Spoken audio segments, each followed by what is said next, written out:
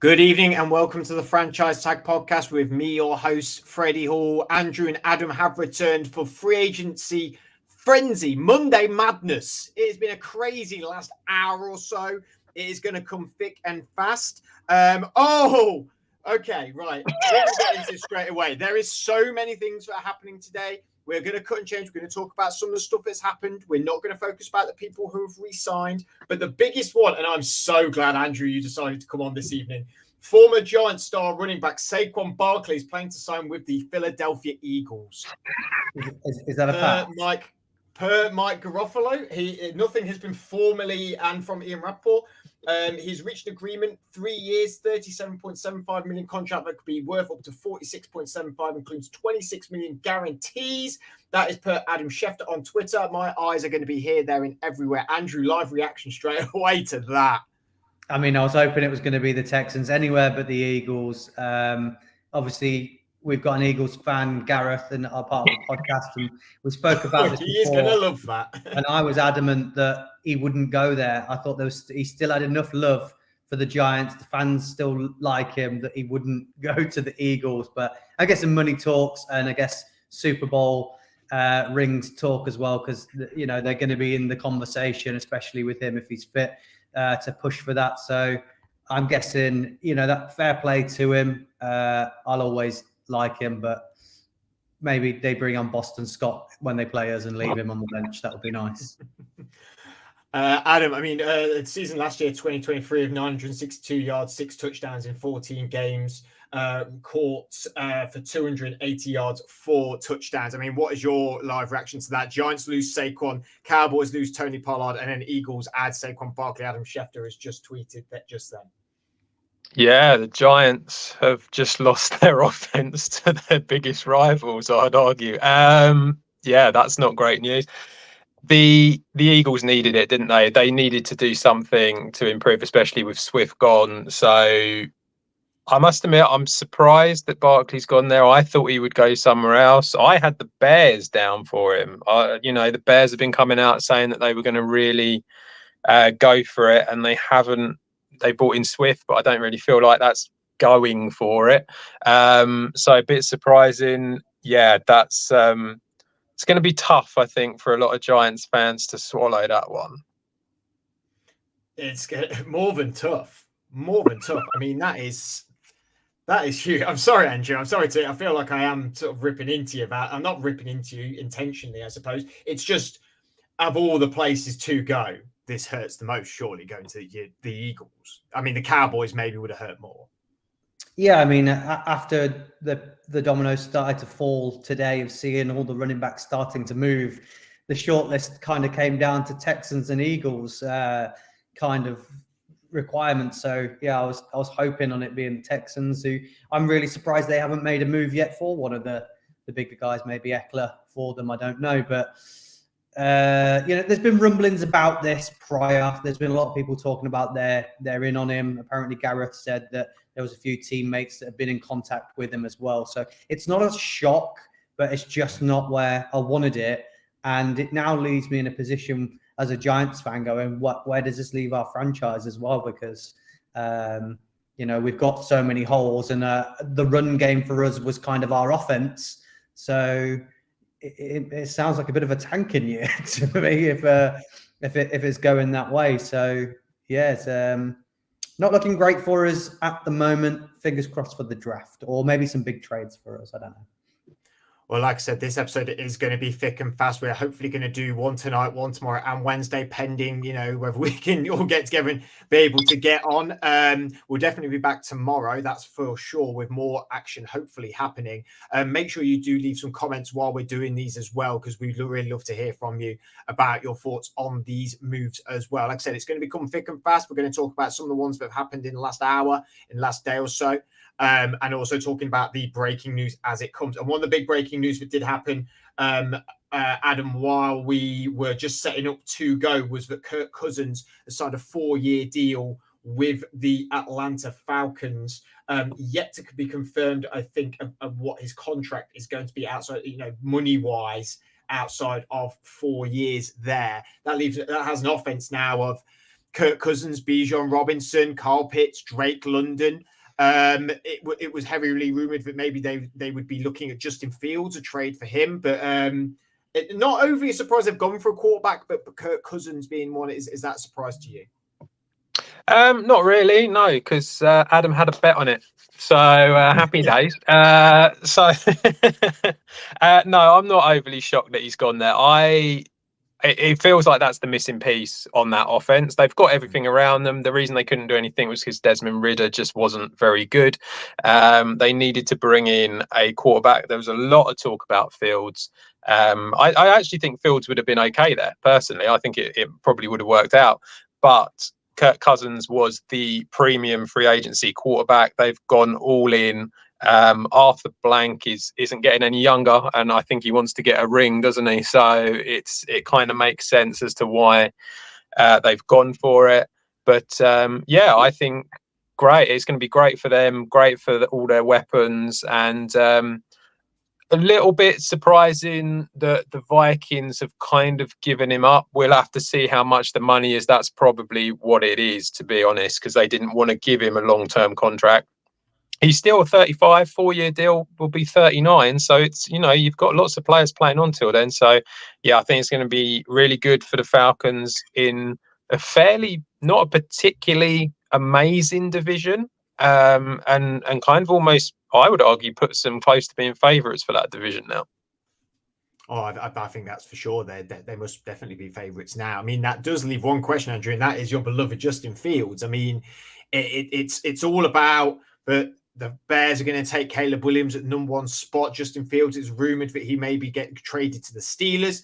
Then it was rumoured he was maybe going to be traded to the Falcons, and now he's still in Chicago. I thought he was going to be like the first domino to fall when moves started happening, and yet it still hasn't happened yet. No, I was in the firm camp that Cousins was the key piece. He was by far the best quarterback available in the free agency. So it was going to be wherever he decided to go, then all the teams would then follow, because everyone would have wanted him.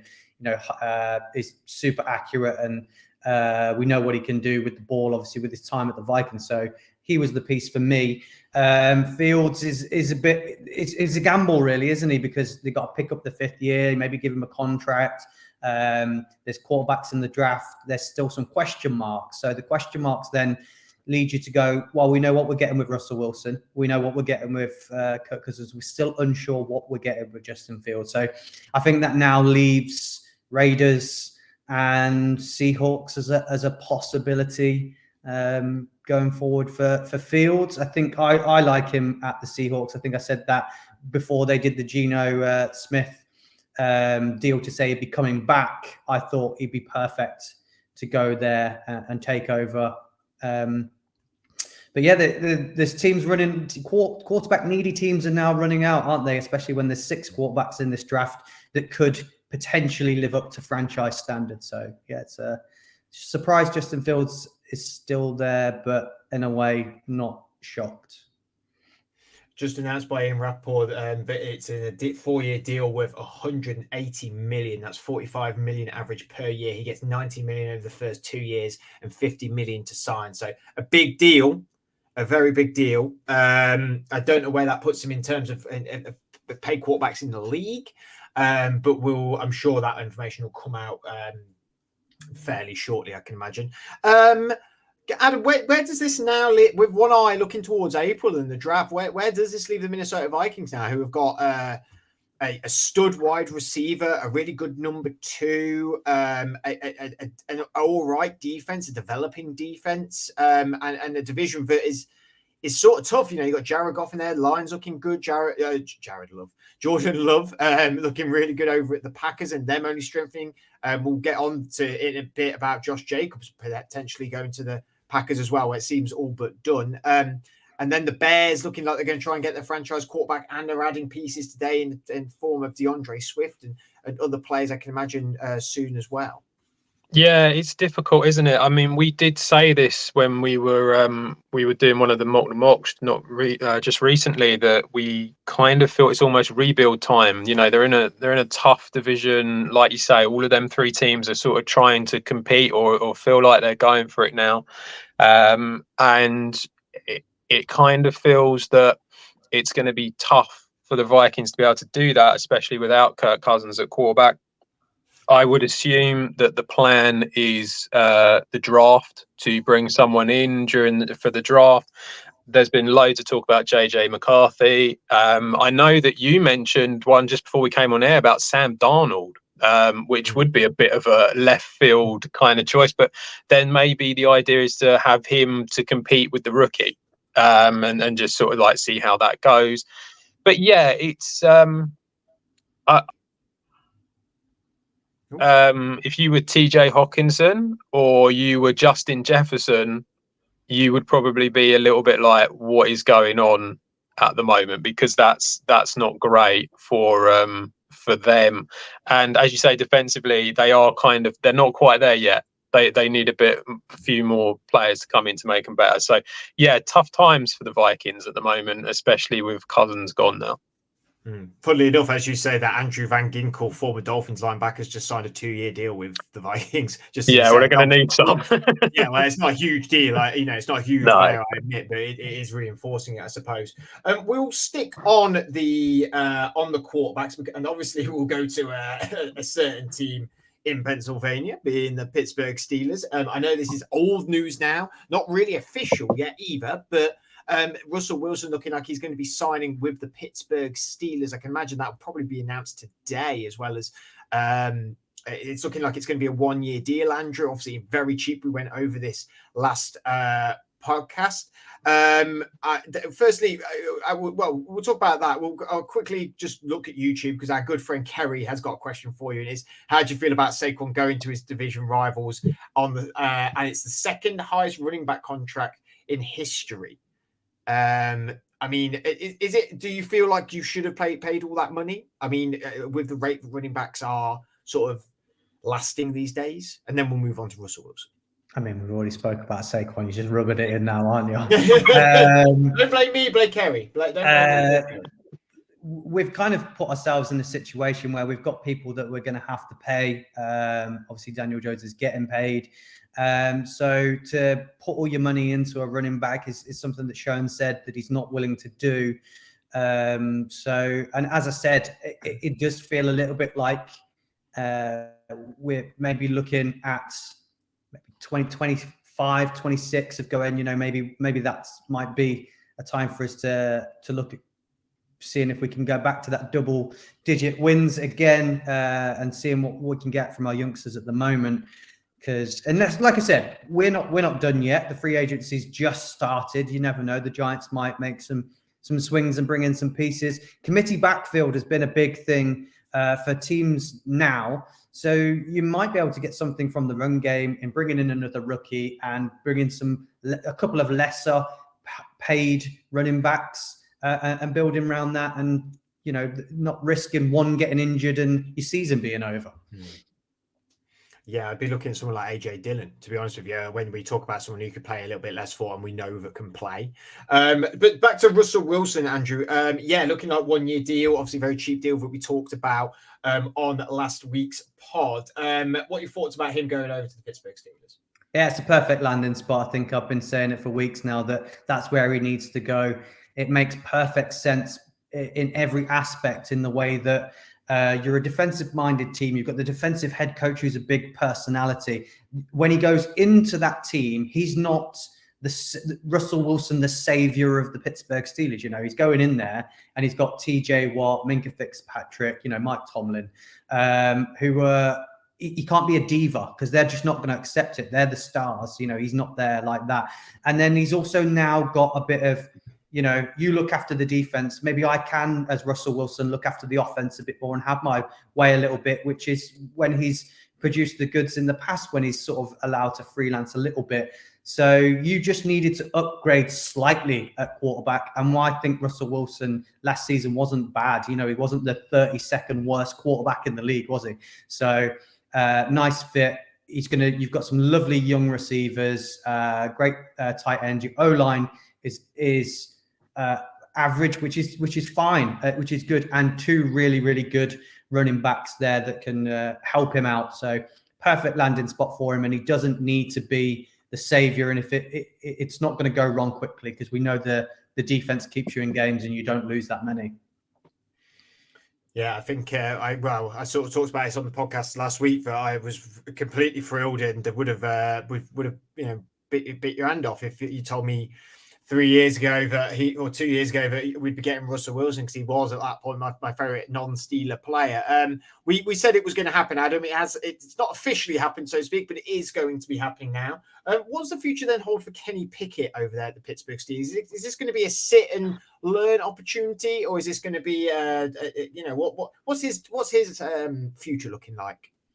I mean, he's got a great opportunity to learn, hasn't he? This is what it should be. There's no need to get rid of him. You can just keep him there. He can sit, he can learn behind a Super Bowl winner. What more could you want, to a certain extent? So it's like he would be ideal to have there. And so yeah, it's great for him. He just needs to, I suppose, to a certain extent, he needs to understand that it hasn't worked, and that he needs to sort of like go back to basics and have someone like Russell Wilson to be able to help him out and get him to become better at his job. So that's certainly one thing that can be. I mean, it is just a 1-year deal. That doesn't mean that he won't sign another one with the Steelers next year, but it is just a 1-year deal at the moment. So it doesn't mean that it's the end for Pickett. But I think it's just, he has to take this as the opportunity that it is. As long as he sees it in the right way, and as long as the sort of Pittsburgh coaching staff can sort of show him that this is the right thing to do and see and to sort of like improve for the future, then it can only be a positive for him, and hopefully he'll be able to kick on when he gets the opportunity again.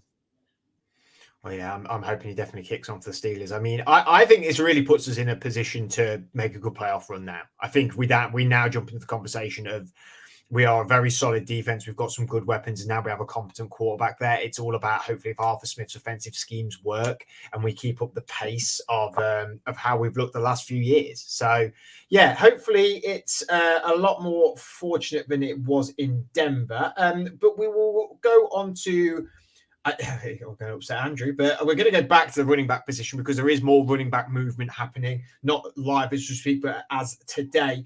We've seen, like I said, Josh Jacobs looks like he's going to be going to the Packers, yet to be absolutely confirmed yet. We've seen DeAndre Swift sign a 3-year deal with the Chicago Bears for $24 million. We've seen Tony Pollard go to the Tennessee Titans on a 3-year deal for $24 million as well. I can't see anything else at the minute with other running backs. But we'll stick with Adam, I suppose, because first we'll talk about Josh Jacobs. When I said that to you, you were a little bit surprised of this move. Obviously, you're losing AJ Dillon. Why are you surprised that the Packers have, your team have gone out and got Josh Jacobs? Because we never do this.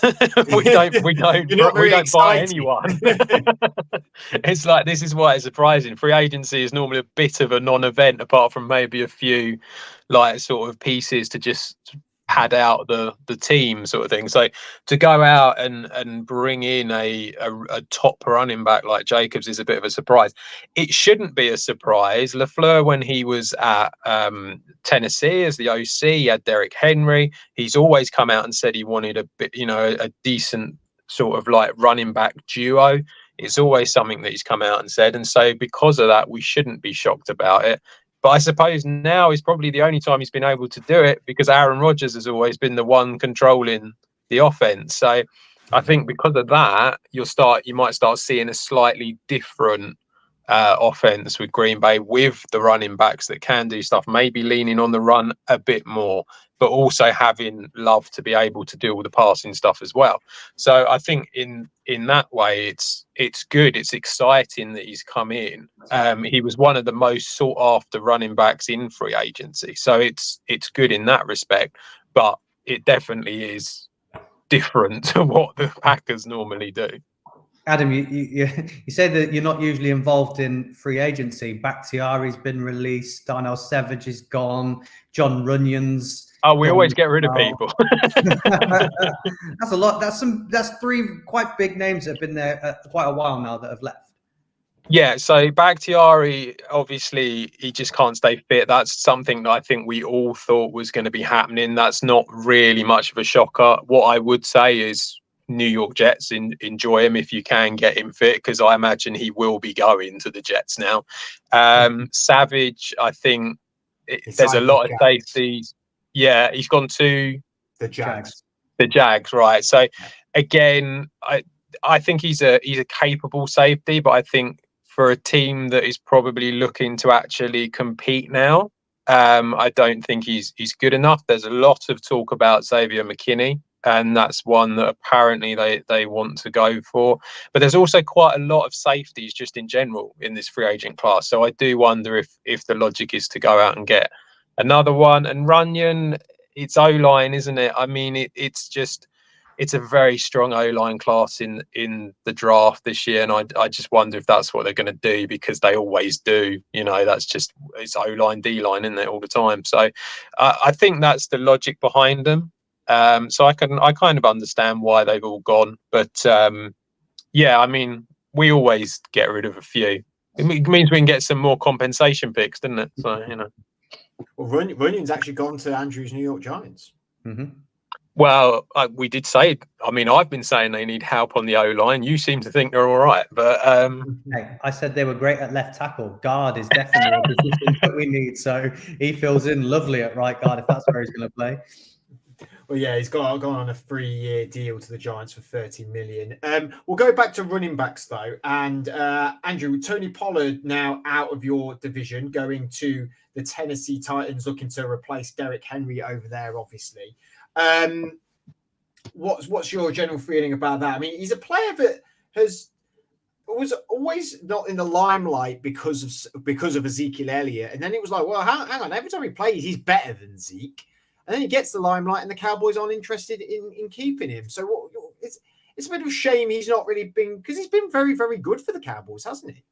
Well, I think we're led into a bit of a false sense of security with people like him. I think I found with Pollard and with Alexander Mattison as well, that Pollard especially, that Zeke took a lot of the ball and was a bit of the bell cow and took all of them. And then once he'd worn down defenses, Pollard came in with he hasn't played all game, one big explosive run. They're all knackered, and it made him look better than maybe he was, and wasn't ready to carry a team as the lead running back and be that guy that wears the defense down. He's more of that guy you can bring in, and he's explosive and talented and good that way. I'm just not sure he's your lead RB1 for a team.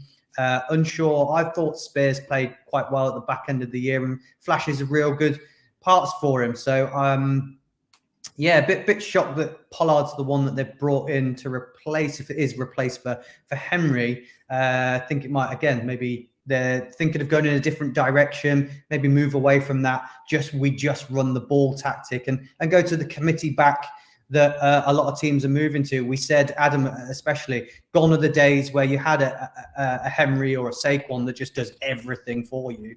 And it is a way to save some money slightly as well, because you're not paying massive amounts of money just for one guy. So opens your offense up to a bit more as well. But a bit of an odd one, because I do think he's an explosive RB2, not an RB1.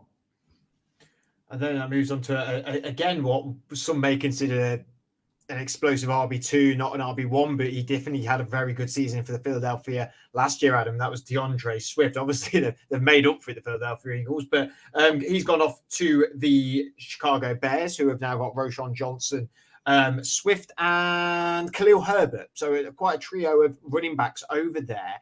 The Bears, yet again, last year, lots of moves in free agency, yet again, doing free agency moves again. What do we think of Swift going to the Bears? For 3 years, $24 million. Yeah, I was a little surprised. They've got a lot of cap space.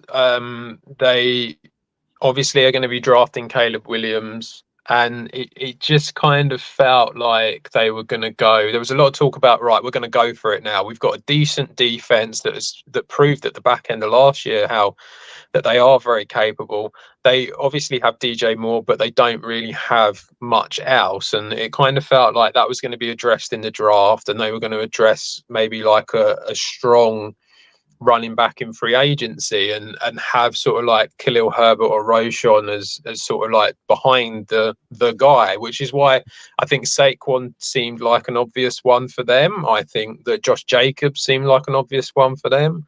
Obviously, if they really wanted to go for a vet, they could have gone for Derrick Henry, something like that. So, you know, these guys were kind of like the ones that made the most sense. Swift hasn't really panned out amazingly well. He did okay for the Eagles, but the fact that he's basically done 1 year and they've moved him on tells you a lot. He did okay at the Lions, but again, they moved him on, and it just kind of feels like he's not a guy who's going to really move the needle. And I think that's probably the thing that was a little bit surprising to me.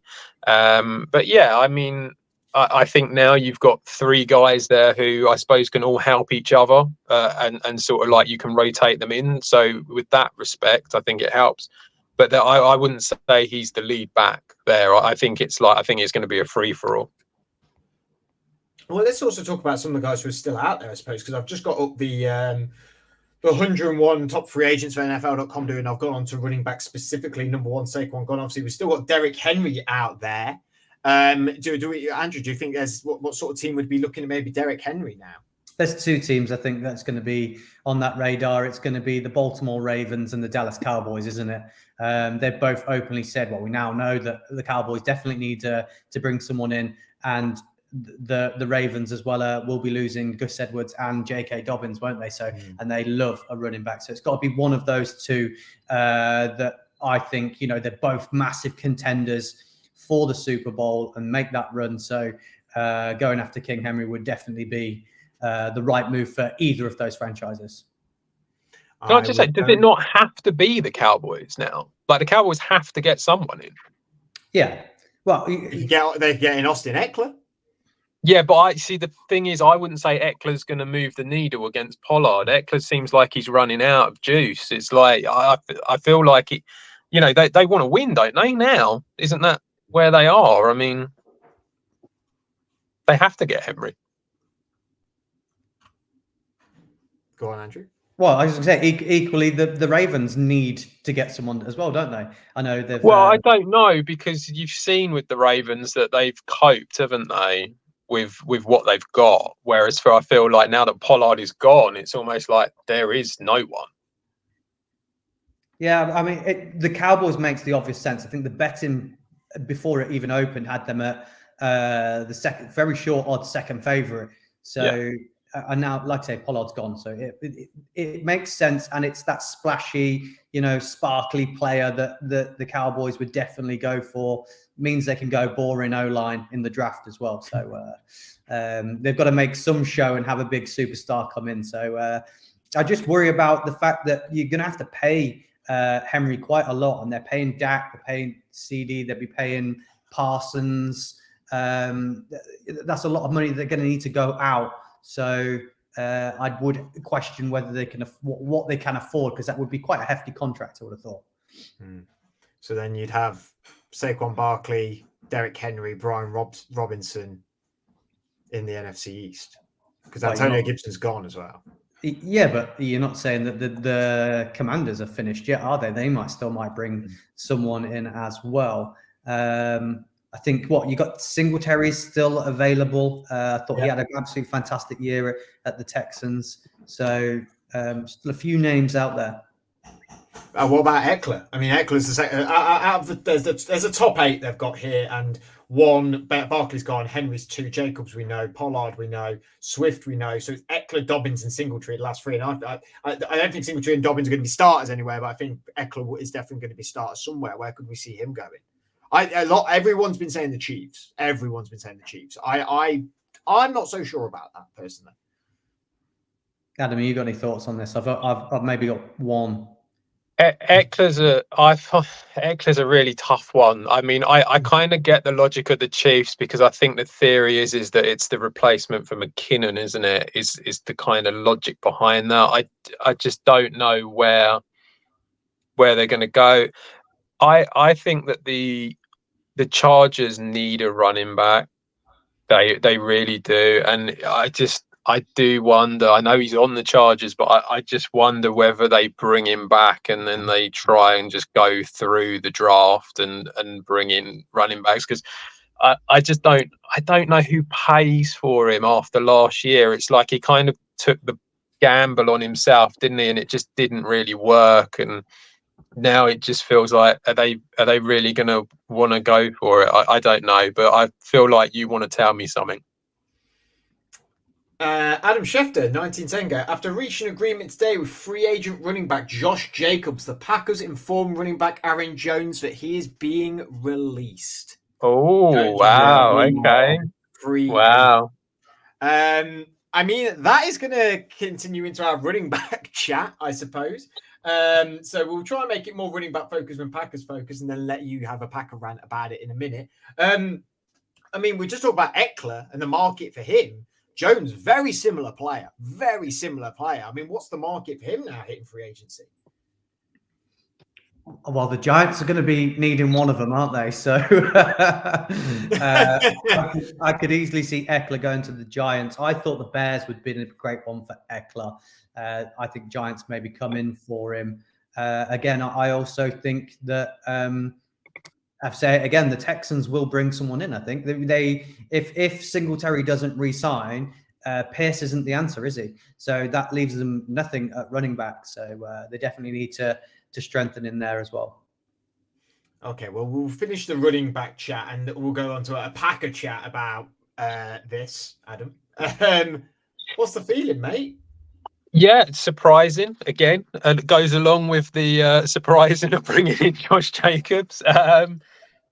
It's a shame. It's a shame that he's gone. I suppose he's older. He is 29. So in that respect, you can kind of understand it that they've gone for a slightly younger running back. But it's a shame given the fact that I think you could argue that there was a remarkable improvement in the offense of the Packers because of him coming back and being healthy.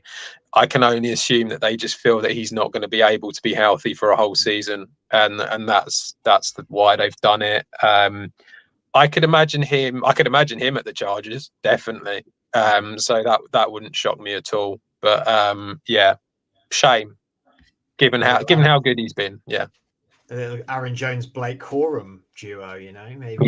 Yeah, could be. You never know. Maybe they're thunder and lightning there going on. Apparently, according to in rapport, apparently talks broke down. So I assume maybe they were trying to change the contract up, maybe a new deal that's already. Yeah, there was a lot of talk about that they didn't want to pay. Basically, they didn't want to pay the money that Jones wanted, and so.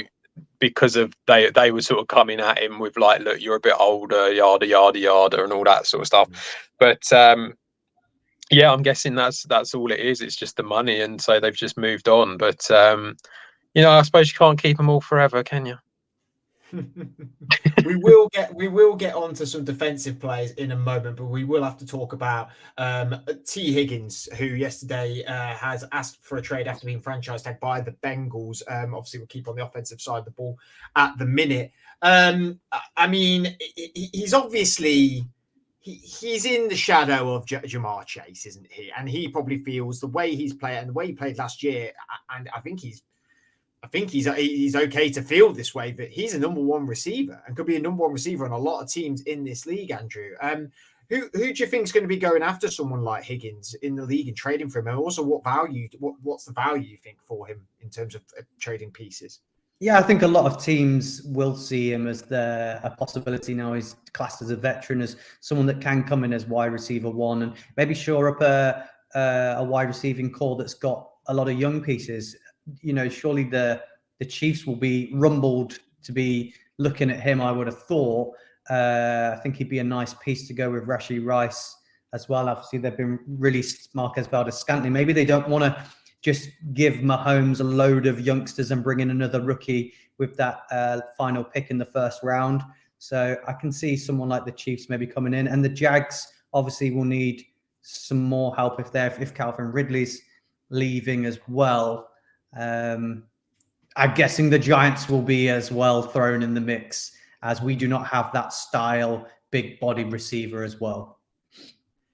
And do you think the market's there for him, though, given the draft this year is very, very heavily wide receiver and talented Yeah, ones at that, and deep? it is something to be said for that. I mean, there's a ton of receivers that you can go for. I mean, the only thing that obviously Higgins has in his favour is that he's been here and he's done it, and he's been a very good wide receiver. So that's probably enough in order to be able to get a deal. But whether it's a deal that he wants with the money that he wants might be a different thing. I don't know. I mean, there's a lot of talk about him and Pittman, wasn't there? Because they were the two franchise tag ones. He got 3 years, 71 million, I think it was. Yeah, I don't know if a team is going to go for that, to be honest with him. I think he's worth it. I do. I like you say, there's a lot of wide receivers in the draft. Do you think Panthers might do it? Obviously, Panthers haven't got the draft capital. They might. Definitely need a wide receiver. Well, it's just what would they trade? Is it going to be player? Would it be player? I mean, you could go because I think he's worth second round pick personally. I think he could. They've got Brian Burns still, haven't they? Yeah, but they need Brian Burns, where they've got two fantastic edge rushers. Then they're not gonna win anything now. Burns is the obvious one to move on, isn't he? So I mean, I get what you mean from the Bengals side, but you know. Well, we've got to give love to both sides of the ball, I suppose. So let's talk about some defensive players. So we've got Christian Wilkins, who joined the Raiders on a 4-year deal, 110 million, showing up that defensive line with Max Crosby over there. We've got Jonathan Grenard, former edge rusher for the Houston Texans, going to the Minnesota Vikings, 4 years, 76 million. And we have Chris Jones re-signed with the Chiefs. We sort of knew that was coming. Fletcher Cox retiring for the Philadelphia Eagles, but it's pretty good that they've started thinking about that forward rather than in retrospect, really, because they've been building towards that inevitability. But we'll stick with Christian Wilkins to begin with. Andrew, going to the Raiders. Obviously, Dolphins is just cap how they are releasing people left, right, and center. They've not been able to keep anybody, but he's gone. He's now one of the highest paid defensive tackles in the league now. Christian Wilkins, obviously a big personality we get over here with NFL and NFL UK. He's on a lot of the coverage here when he's not playing. I mean, the Raiders feel like they've got a bit of direction here with this one. I feel like they've won. They've won here, and they're really shoring up that defensive line. Yeah, definitely. If you've seen any of our mock the mocks, and we've got down to the Raiders, we've been mocking them trying to take a defensive lineman in the draft as well, and saying that's an area that they really need help. I think both of their defensive tackles are both going to become free agents, so they didn't have anyone to support Max Crosby, so it's a perfect signing. And last season, outside of Tyreek Hill, you'd probably say that Wilkins was probably their second best player on their roster. So that is a fantastic signing for them, and will definitely fill a team that we keep saying's got lots of holes. I know the fans keep saying they're a couple of pieces away from competing, but I still feel they've got lots of holes, and this leaves them now able to address a few more holes, having that stood in that position and not having to worry about that, because that is a key piece. If you can get pressure through that, Max Crosby's going to be dangerous as well, and that really, really helps him. We'll stick with it's just been one that's come up just now. Tom Pelissero and Ian Rappaport, that Blake Cashman, the linebacker for the Houston Texans, has signed with the Minnesota Vikings on a 3-year deal. Adam, you were just saying moments ago that the Vikings would need to focus on looking at defense. In the last hour, 2 hours, we've had Jonathan Grenard sign their 4-year deal. We've now had Blake Cashman, we've had Andrew Van Ginkel. The money that's now freed up from Kirk Cousins, they seem to be investing straight away. Maybe not in sort of headline talent, but they're starting to reinforce a little bit, aren't they? They're starting to have a look at that, and they know they're going to need to have a strong defense if they're going to go and get a rookie quarterback. Yeah, absolutely, and that's kind of what they need to do. I mean, Grenard is a good player to bring in. He had a really good season with the Texans, so to have him at edge rusher is good. It does. There's a lot of talk about Danielle Hunter, isn't there, whether he's going to be there or not. So that's going to be a bit of an issue. Maybe he's there to kind of replace him to a certain extent.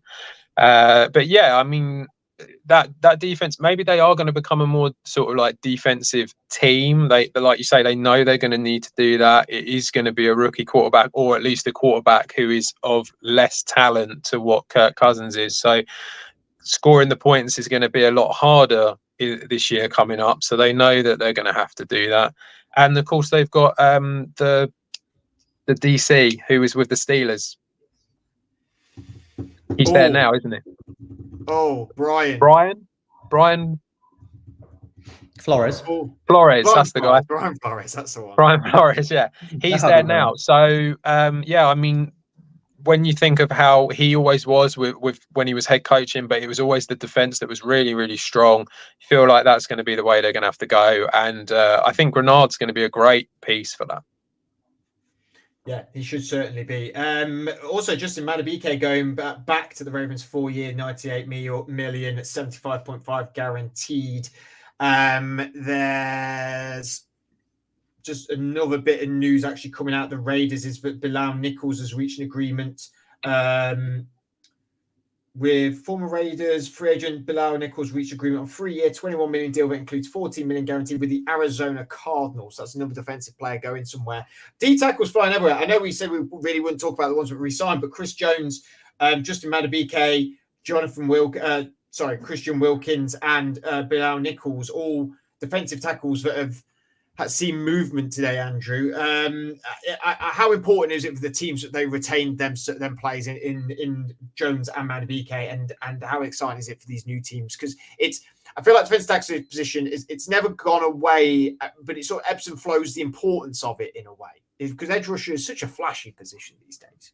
Yeah, I think Aaron Donald's really changed the aspect of this position. It's become a lot more flashy and a lot more technical and a lot more athletic, and just it proves if you can get that position right, you can elevate your team so much more. So I think it has now become a little bit more, if you can get that right, your secondary will follow, because you're getting that more pressure, so there's going to be more mistakes. So I think there's a lot more value going into that, and that's why Madubuike and Jones have been valued more than a couple of the players. I think both teams, like Snead's going to be sacrificed. I think one of the guys in the secondary at the Ravens is going to be sacrificed. I think that just shows you that the importance of getting that position right, and the secondary will follow.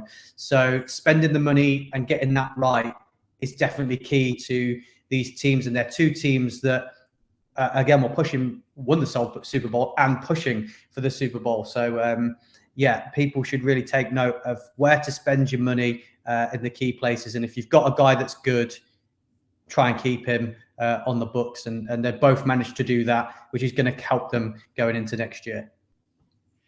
I'm just having a little flick through Twitter now just to see if there's any big rumors that may pop out of nowhere that might make me gasp, or something that's might seem a bit wild, but it doesn't seem like there's much going on at the minute. So I'll refer back to NFL.com with the top 100. I mean, we've still got a lot of players out there yet to be signed. If I flick to the top, Daniil Hunter, Tyron Smith, Calvin Ridley, Michael Nwenu, Leonard Williams, Chauncey Gardner-Johnson, Xavier McKinney, Marquise Brown, Patrick Queen, Derrick Henry, obviously Chase Young, which is a player that I think is going to be really sought after, I'd like to think anyway. I mean, I wouldn't mind him at the Steelers at all. Eric Armstead is going to be released as well. They've said he's not going to be returning. They can't afford him. Levante David still has got a few miles left in the tank. Justin Simmons, Kenny Moore, Curtis Samuel. I mean, there's a lot. I mean, Julian. I'm gonna have to take me a minute to pronounce this. Ula Eminor. The British guy who's defense tackle for the Raiders as well. Yeah, lots of players still to come. I mean, we're pretty much finishing up now this episode, and we'll be back tomorrow, like I said, because we're going to be hopefully doing these shows hopefully all week. Well, not all week, but for the next 3 days. Sorry that I'm leaning here and there. I've got an iPad here, Twitter, notes. I've got these guys on here. It's all been a lot of madness, and hopefully it will continue for the next few days. Andrew, Adam, thank you very much for tonight. I really appreciate it. This was a bit of a last-minute idea that we were doing this, but it's all good fun, and hopefully we'll have a lot more exciting news coming in the next coming days. Enjoy for now, and we'll see you again tomorrow.